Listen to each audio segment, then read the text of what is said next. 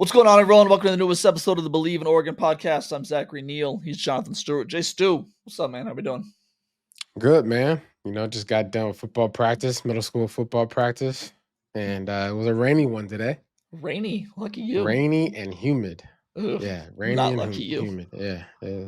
But I got a good workout in. There you go. The point of emphasis today was ball security. Boys had their shoulder pads and their knee pads and their thigh pads on. Some had their hip pads. Some had their butt pads in.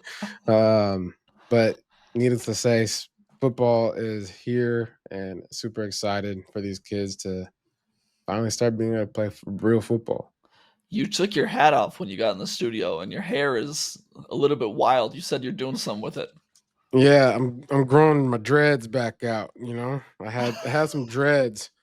So COVID, I cut my hair when I actually went bald.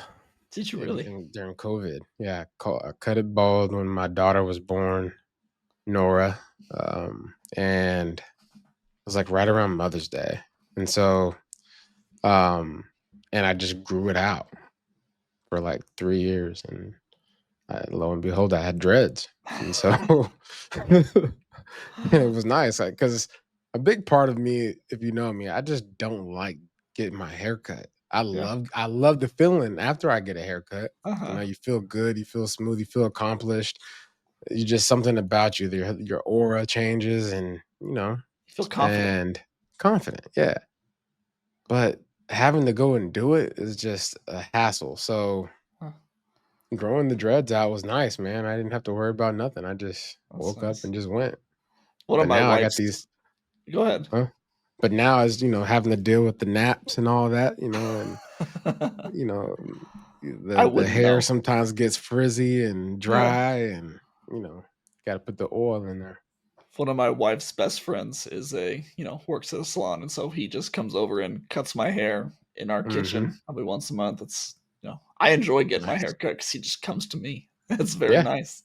Nice, man. You got that, man. You living that good life. And we got this going for like over 10 years now. It's been real nice. Got the setup. Man, shout out to all the barbers out there, man. Absolutely. Wouldn't be anywhere without you. Yeah, we all need you to look good. All right. Well, once again, we are going to dive into our, preview season. We're going to continue our outlook for the Ducks in 2025. So far this year, we've looked at position groups and the Big Ten Conference as a whole. We've predicted Oregon's record and looked at, which prop bets we would want to take for the season. For the most part, I think that we've kind of kept things pretty even keel. I would say that both of us are relatively level-headed as sports fans. Would you agree? I feel like it's level-headed. I think so. We've been tame. Yeah, so far. Today, that's going to change. We're going to throw that out the window. Today, we're going to let it fly. I like to call what we're about to do the hot take yard sale. Basically, the premise is this. Going into the season, there are a lot of opinions available to be made. Some that we believe, some that we may not believe, that we've at least thought about, and maybe we don't want to think about anymore. Today, I want to get these out there. I've asked both of us to come to the table with a handful of what we consider to be hot takes, and we're going to see if we can sell the other person on them, see if they're going to buy them, just kind of talk through some of them. Does that make sense? Yeah. Okay, again, I want to stress that, as with any yard sale, some of this stuff is stuff that we don't necessarily want. It's just kind of been cluttering our mind, cluttering our closets. We just need to get rid of it. So, you may have a pair of old shoes that doesn't fit you anymore that you don't want. I may want them. I may buy them from you. So, we'll see how much. Go for it. But for me, you might actually say, yeah, that makes a lot of sense. Exactly. I like to keep things nice in my garage. You've made some good points every now and again. Yeah, I wouldn't put it past you. We're basically going to see how much of the junk we can get rid of today and cleanse our heads before the season. We'll see what the other wants to buy. You got any questions before we start? No, I do not. All right. Do you want to offer the first item up in the yard sale, or would you like me to? I would like for you to go ahead and offer it up. Okay. I like this one. This is like when I had this idea. This is the first one that came to my mind. I believe that Malik Benson will be the leading wide receiver on the roster this year for Oregon. I'm putting that out on my lawn for a yard sale. Do you have any interest in it? Do you want to buy it? Do you want me to take that on down to the dumpster?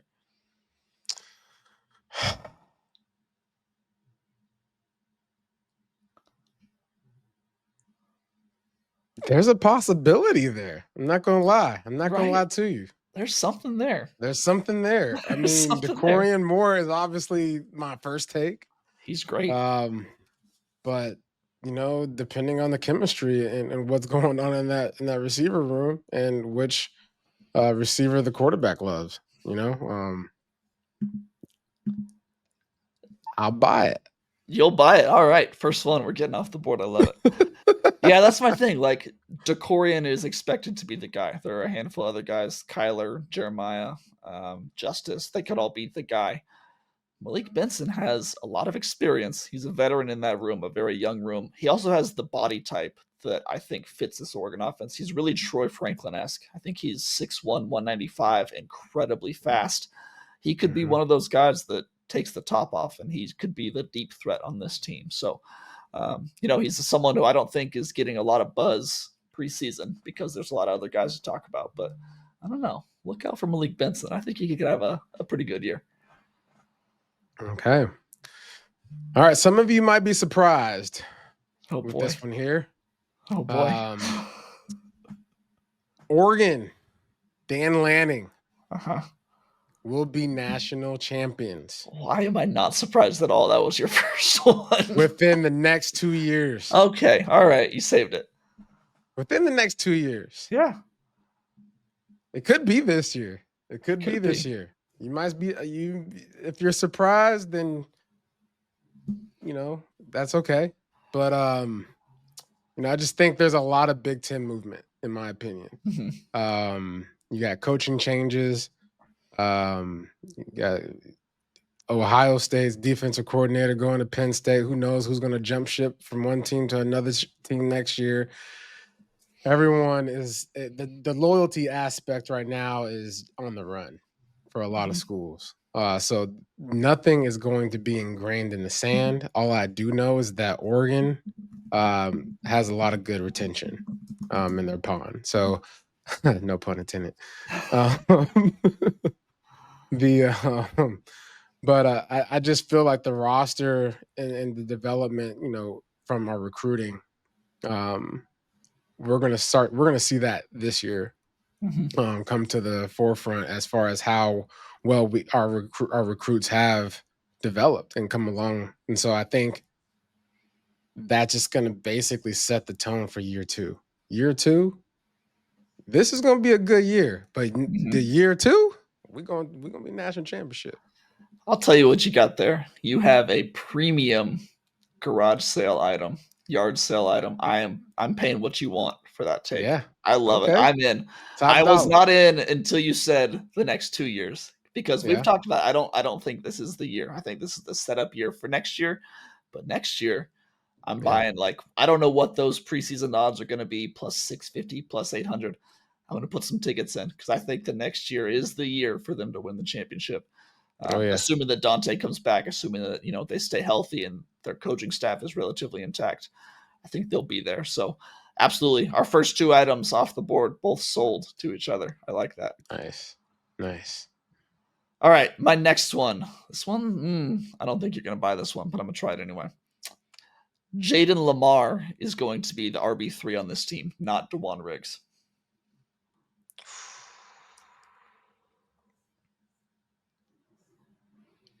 Yeah, I'm not buying that one. No offense to Jalen Lamar, but Riggs, if they don't figure out how to put him on the field, we need to find somebody else. We might need to find somebody else to put him on the field. That's all I got to say. I ain't telling you go nowhere else, but I'm just saying you need to be on the field, there, young boy. This is one that I ain't buying that. If you don't buy it, I'm probably just going to take it onto the trash because I don't know that I want it anymore. But after what I saw in the spring game, after what we saw from Jaden Lamar, I still think there's something there, man. I think that he's getting overlooked a little bit too much. I might hold on to this one for a couple of weeks into the season. We'll see, but then I'm probably going to get rid of it once we see Dink Riggs kind of get out there and show us what he can do. But I don't know. We'll table this one for a few weeks for sure. Okay. All right, your next one. Yeah, this one here is interesting. Okay. Nike has hurt Oregon more than it's helped Oregon. Explain, please. I don't know how in my right mind I can even consider purchasing this. Though. Because haters gonna hate, man. That's why. Haters gonna always hate. They go, oh, y'all got Nike money. Duh, duh, duh, duh, duh. It don't really be like that, though. Now, see what Nike need to do is just go ahead and just hand that money over. Then it would be something. Just go ahead and pay that. Let everybody know that Nike is on the side of Oregon. Yes, we get the jerseys, we get the uniforms, we get the helmets, we get the cleats. But just go ahead and put that Nike sign in the middle of the O. If you do that, then look, we telling the whole world what we about. So let me get this straight. You're trying to sell me the idea that Nike has hurt Oregon more than it has helped Oregon. Yeah, man, because we got haters out there, man, and all they do is want to hate. They like, oh, y'all got everything. Well, we ain't got everything. We ain't got the Nike inside. We got a lot. We ain't got everything. We need the Nike symbol, the Nike emblem inside the Oregon O. Then we'll have everything. Because then everybody will see. You can keep that take. I don't want nothing to do with that. There's some powerful people out there listening that don't like what you just said. So. All right. Listen, Uncle Phil, we love you, big dog. Just go put that Nike sign in the middle of the O. Honestly, I wouldn't be against it. It would look pretty good. I wouldn't either. I'm just trying to. That's just a good idea, man. Yeah, we might have some there. There's some branding exercises out here. All right, I would like to sell you the fact that I believe Dan Lanning will be named the National Coach of the Year this season for what he does with this young and unproven roster. Yeah, that's a easy one. That's an easy buy, right? It's a premium item. I mean, shoot, we just got Anthony Tank Jones, right? Anthony Tank Jones, defensive edge. That's not even going to factor in. Yeah, defensive end. But I mean, I'm just thinking, just in the sense of what's happening out there, right? We taking people from Alabama, the state of Alabama. I mean, this young man grew up watching Roll Tide. Said his dream school is Alabama. And he said, nope, I'm going to Oregon. 2 years straight, too. Last year, the number one kid came too. Sign me up. That's a powerful move. But what he's also done, though, is he's been able to send the message to the rest of the coaching staff, the staff that actually goes out day in, day out, receiving these text messages, following up with players. The energy that this coaching staff has comes from Dan Lanning. And so, the apple doesn't fall too far from the tree. And he's done a great job of keeping the main thing. And these days, it's about recruiting. Well, and to get this award, it's not like saying the Ducks have to win a championship. Last year, Curt Cignetti at Indiana, your favorite school, Indiana, won the National Coach of the Year award because of what he did turning around that program. If Dan Lanning can, go 11-1, 12-0, win the Big Ten title again, get into the playoff again, like with this, I'm saying with this roster, like it's a bad roster. It's just a young roster, unproven roster. If he can do that and get this team in a national title contention once again, I think he could definitely be in that conversation. Yeah. All right, you're buying that one. So I've sold two things. You've dumped one thing. And for you, you've given two. I've bought one, and I have thrown the other one back at you. What's your next one? Yeah. Oregon is running back you. Oh, okay. I like this one. Decades of production. LaMichael James, myself, Royce Freeman, Kenyon Barner, LeGarrette Blount, Byron Marshall, CJ, Bucky Irvin, Mhm. Ontario Smith, Yeah, it goes back. DeAnthony, Mm-hmm. CJ Verdell, Travis Dye. CJ Verdell. So who's in contention though for the other? I mean, 'cause there's other fan bases that would say absolutely not. I mean, I know Texas has put some people in there like Ricky Williams. You got Miami, I think will be in there. Alabama, absolutely with Ingram and, and I mean, Derrick there's a Henry. lot of other schools out there that have done a lot of good things, but you have to at least say Oregon is right there at Oregon RBU.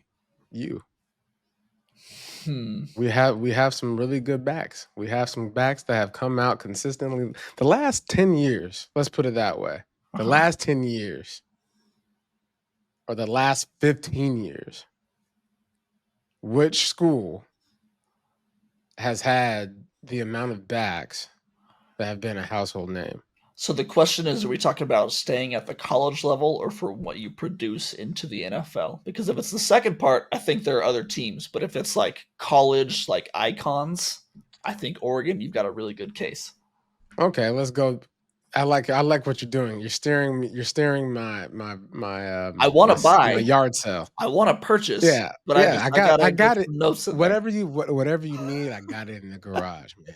It's in the Okay, garage. And I think so what yeah. I'm really trying to sell you is that the last 15 years, the University of Oregon has been the running back you with the household names that I listed off.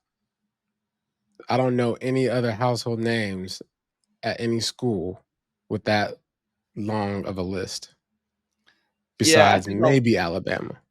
Alabama's up there. I think I'll buy this from you. Not for a very expensive price, but I'm gonna buy it because if you look at the players who have transcended college football, I mean, just thinking about off the top, like LaMichael and Kenyon and DeAnthony, those top three, and then you throw guys in like I yourself, mean, like but Royce Freeman. Royce, yeah, Jeremiah Just Johnson, because Royce Freeman was on a boo-boo team, don't mean that he didn't stack up them yards. just Royce all-time Royce was leading out rusher there in toting program that. history. Royce was Yeah, toting that rock. yeah, Okay, I don't yeah, care who you rushing for. You can be on the best team or the worst team. If you got over 1,400 yards consistently, yeah. come on now. Yeah. No, I think I'm buying this as long as we keep it while they were at college because Oregon just has not had a great success of sending a ton of these guys to the NFL and having NFL success. You were one of them. Bucky is LeGarrette, now one of them. LeGarrette's LeGarrette Blunt, great, but Kenyon Barner got 3 Super Bowls. What you mean? that's true. That's true. I'm just thinking about LaMichael, DeAnthony. LeGarrette got 3 too. Yeah, you're selling me. All right, you're driving the price up. I'm gonna buy. Roy's still in the league. Where is he now? He's Bucky still. Bucky about to have 1,200 yards this year. Yeah, Plus, that's good. Yeah, you got me. I'm buying. LaMichael was LaMichael. He don't need Yeah, to have an NFL pedigree. that's true. That's what I'm saying. Like he was, He the most was iconic of the them all. guy. He Yeah. was the guy. Him and DeAnthony. It's like it's still insane to me that they didn't have NFL careers, like Right. long, still lasting NFL careers. 'Cause they CJ were so Verdell good. went out and did some. He played in the league. Was he what? Then Seattle? I I forget where can't he went. remember where. I don't know if he's still there. We'll see. But Royce Freeman was over there. If Royce didn't have that other boy in the backfield with him in Denver, he Mhm. would have been still in Denver. What was his name from Colorado? I I should don't know even this. remember his name. It don't even matter. Philip Lindsay. Yeah, where Yeah. did he play at? Boise State? No, he played at Colorado. Uh, He was for the Buffs. oh, really?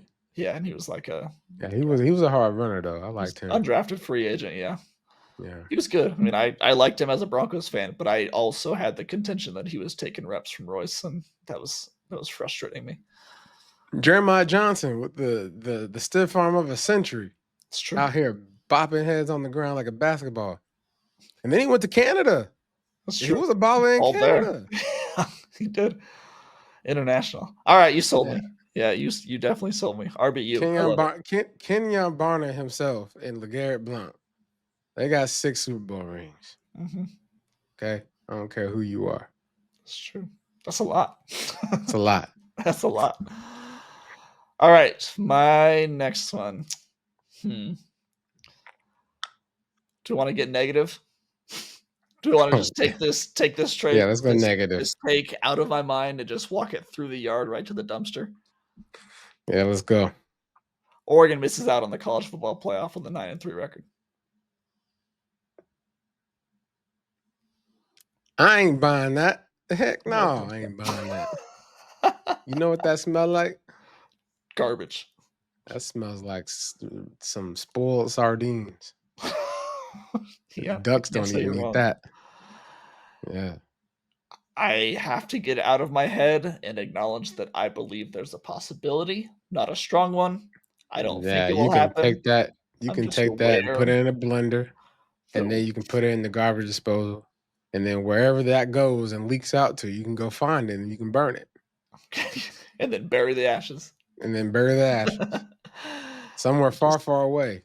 I just know that with a young roster, unproven roster, it's a possibility. We can stop talking about it. The garbage man is coming later today to pick this up, take it away from us. Please go into your next one so we can move on.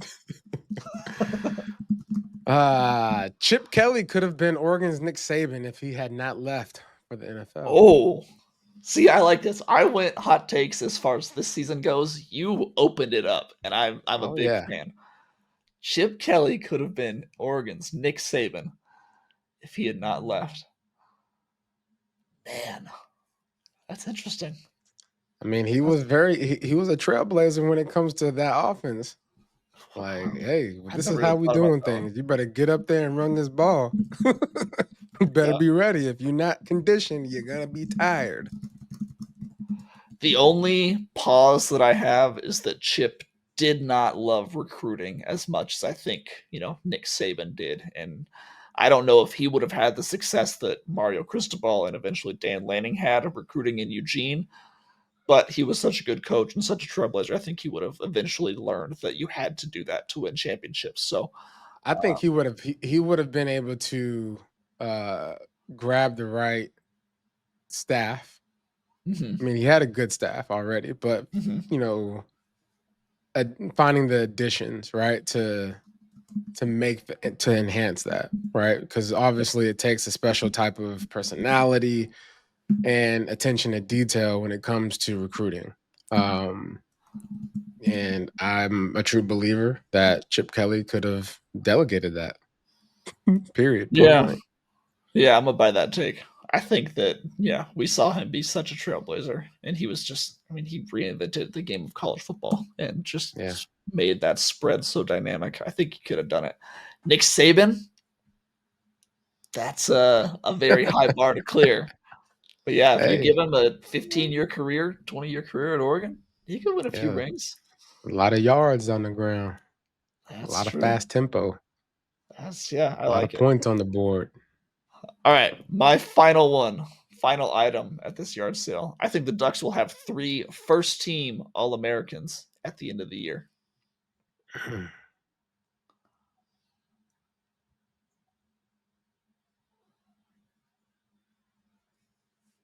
I buy that. Who do you think they are? Thieneman. Yep. Mateo. Yep. Poncho. Sadiq is who I went with. Could be 4. Could be 4. When I first wrote this take, I said 5. I was like, all right, that's a little too hot. That's a lot for one team. Yeah. I got 3. You buying it? Okay. Yeah, I buy that. And I'll throw in a extra point. Okay, yeah. I'll buy that and give me that clock on the back wall that you got in there. Right. I'll take it. Yeah, it's yours. All right, what's your last one? Mateo's going to have 13 sacks this year. 13. Okay, that's low. I'm buying that and extra. Okay. 10.5 last year. That's probably a good number. 13. Yeah, I'm buying that. For sure. 13? The only thing I can't even poke a hole in that. Like, I was trying to think that the other edge rushers are so good with Tatum and Blake that they might eat into his load. No. He did 10.5 with Birch next to him last year. Yeah, and he had like about 5 of them in one game. Yeah, he's bigger and better this year. Yeah, 13. I think that's good. I think that's very good. All right, let's run through our inventory, see what we're able to sell. I came out, I said Malik Benson will be the leading wide receiver on the roster. You bought that one. I said Jaden Lamar will be the RB3, not DeJuan Riggs. You did not want that one. You threw that in the trash. I said Dan Lanning wins National Coach of the Year this year. You bought that one. I said Oregon misses the college football playoff with a 9-3 record. You rightfully threw that one in the garbage, and I don't blame you. No, I put And that then I one in a said, tank, locked away in a chain box, and it's in the after. No, this is what happened, ladies and gentlemen. He's trying to sell that to me, and I put it in the garbage disposal after I put it in a blender, but then it went down into the drain, and I found the remains of where this drain was going, and I took it and I put it in a chest, in a Ziploc bag, and then I burned it in the chest, and then I put it in another chest, and I locked it up, and I put it in the ocean. yeah, you sunk it to the bottom of the ocean. 500 pounds on top of it. You should have just burned the yard sale down. I shouldn't be allowed to sell anything anymore. Lastly, I had Oregon will have 3 first-team All-Americans into the year. You definitely sold that one. Yours, you said that Oregon will win a championship in the next 2 years. I absolutely bought that one. You said that Nike has hurt Oregon more than it has helped Oregon. No, you can keep that. You said that Oregon is RBU. Yes, I will buy that one. You said Chip Kelly. You said Chip Kelly could have been Oregon's Nick Saban if he did not leave for the NFL. Very intriguing. Yes, I'll buy it. That. With that's you sold me that one. And then you Mateo will end the season with 13 sacks, and I also bought that one. I think we had a pretty good day. We sold some stuff. You know what? It's too easy to sell. That's the reason why I went the Nike route. Just to see if I can sell it to you. Playoff route. I was like, he's not going to buy this, but I don't want that thought in my mind anymore. So I had to get rid of it. People know doggone well. Nike, if Nike is anywhere, it's helping you. Okay. Now, to all the haters out there that's listening to this message, just because you might not have Nike in your backyard, and we do, doesn't mean that you just automatically put a target on our backs.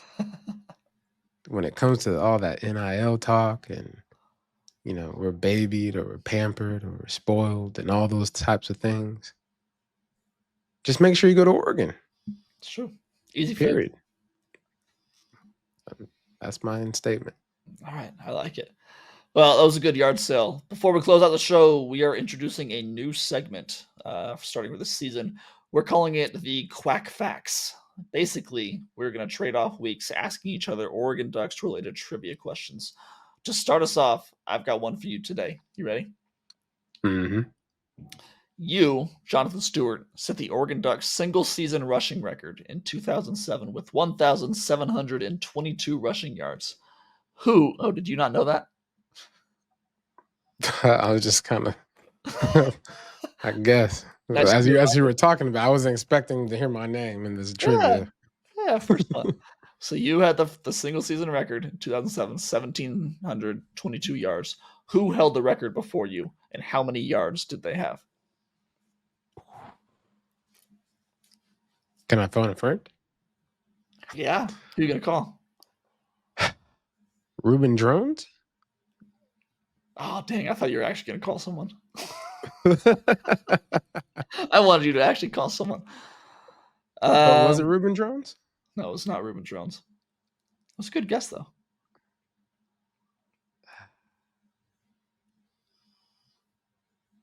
Morris? Mm-mm. One more guess?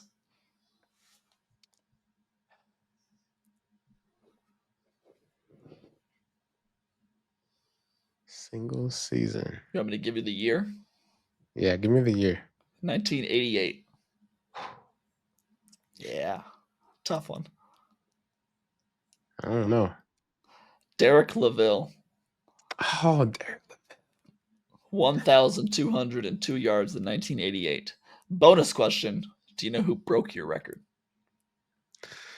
DeAnthony Tom or LaMichael James, Kenyon Barner, Royce Freeman. Michael James broke your record in 2010 with 1,731 yards. Then he again broke it in 2011 with 1,805 yards. Yeah. Yeah, it's been broken a few times since. But you held it for a couple years. I held down for a little bit, some little speeds, and then little speedsters came out of nowhere and started just running all over the place. Then Chip Kelly came and changed the game with what he wanted to run in his backfield. You know, I actually, when I was in Carolina, obviously I'm in Carolina right now, but when during football seasons, I would actually go to bars with some of my friends and watch these games because they were exciting to watch, and everybody was actually like, "Oh man, let's go watch Oregon," because the offense was so explosive and so fast, and the pace and everything. But Michael James, Kenyon Barner, DeAnthony Thomas, anytime they touched the ball, it was potential touchdown. Like legit. Yeah. It was crazy. I remember watching the Stanford game, and we were at some bar, and I was like, "Oh, that's a touchdown!" And I was on my way to the bathroom. Oh, that's a touchdown! And lo and behold, it was like a 80-yard run. Like I can't remember. It was like it was he spurted through the middle. I remember that. Yeah, spurted through the middle. Yeah, and he was gone. And he was gone. I was like, "Told you," but But yeah, they were exciting to watch, man. And Chip Kelly, perfect timing for those guys because he exploited so many defenses with that speed.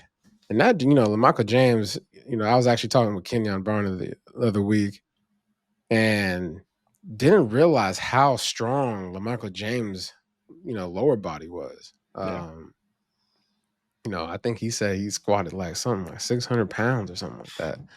That's crazy. And, for him to be the size that he was, he really spent a lot of time on his legs and strengthening his legs. So for all you running backs out there, work your legs out. Don't worry about the upper body. Very important. All right, let's wrap it up there. We're going to be back on next week to continue our preview of the season. We're getting close, just a couple more episodes, and we're at August 30th and the Montana State game. Jay Stu, you got anything else to add before we get out of here? No, man. That was fun. It was fun. I liked it. That was a fun episode, and shout out to Lavelle. I'm sorry I didn't know that I broke your record, but now I do. Yeah, now you do. Next time you see him.